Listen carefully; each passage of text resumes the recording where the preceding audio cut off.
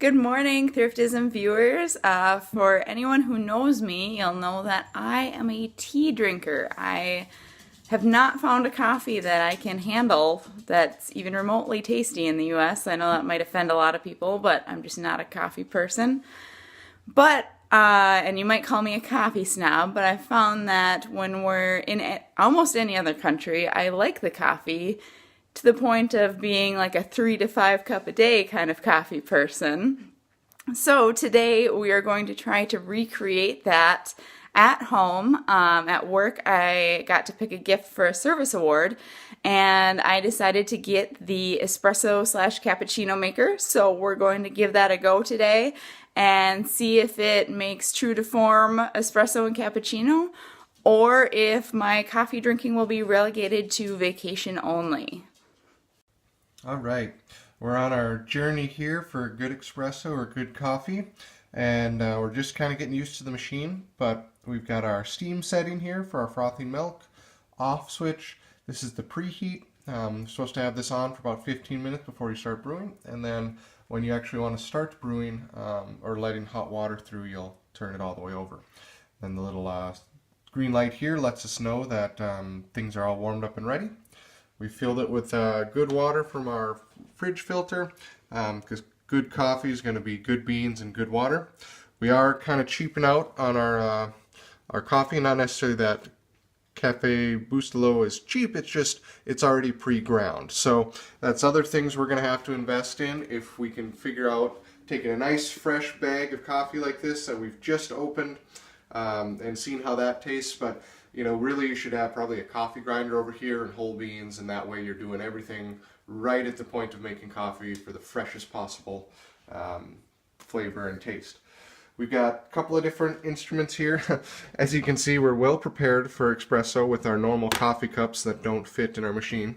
So we had to take out our little drip tray, but we're going to try and make this work. It does seem to just barely fit when the I don't know what you'd even call this, is hooked in, but we've got our two sizes. We've got our double and our single. We're going to do a single just because we can only put the 1 cup in there, and we'll try that out. So we're going to grab this. I'm going to set it in our thing. I don't know what you want to call this, the wand.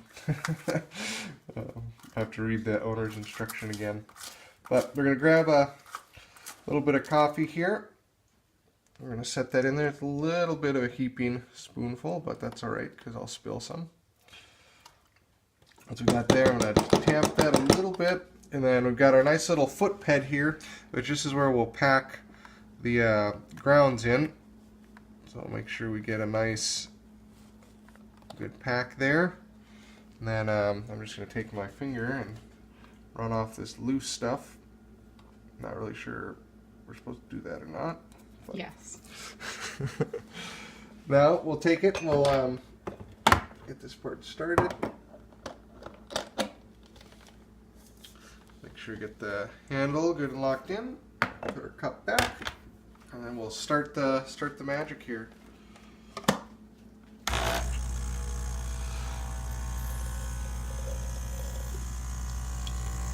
It looks like coffee.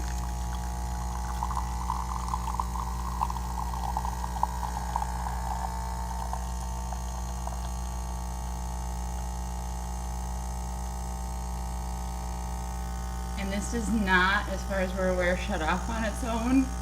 So if you have a small cup, don't just leave it. So as you can see, if this was a single cup, this would be more than a single cup of espresso. But As we pull it out here, we'll switch our cups to catch the remaining drip, maybe.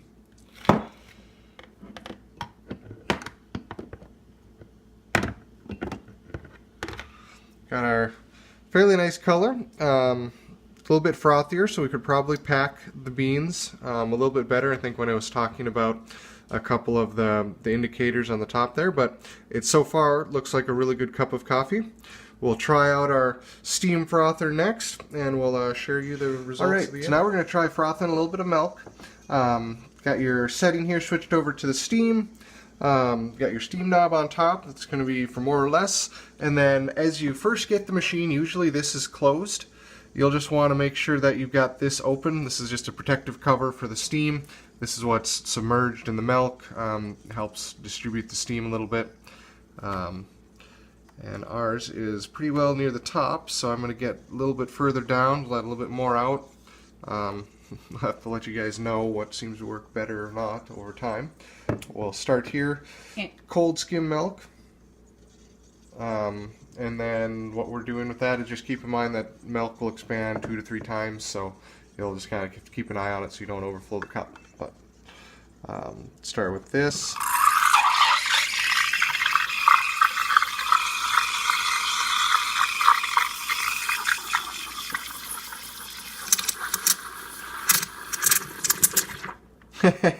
So, as you can see there, you want to try and keep the steam frother towards the top of the milk.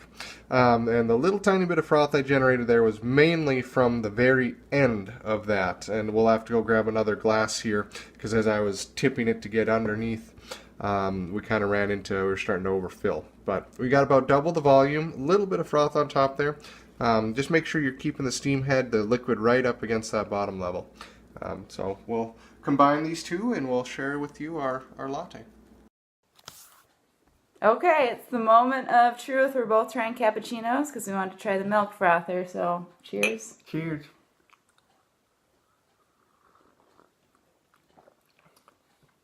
So it's a lot better than normal coffee. I think I still would need some sugar in mine, or to mix it up. I didn't really mix mine up.